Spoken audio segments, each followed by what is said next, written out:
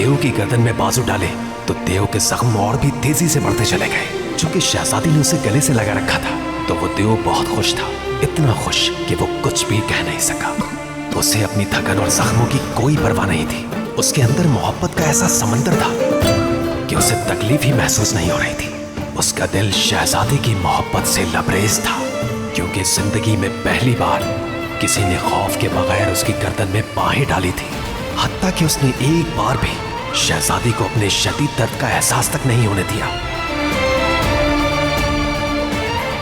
उसने तकलीफ से कोई आवाज तक नहीं निकाली और एक आह तक नहीं भरी। शहजादी के लिए अपनी गहरी मोहब्बत की वजह से उसने आखिर तक अपनी हर तकलीफ बर्दाश्त कर ली और धीरे धीरे चलता हुआ उस कुएं से निकलकर बाहर आ गया। और शहजादी अब तक बेहोश थी।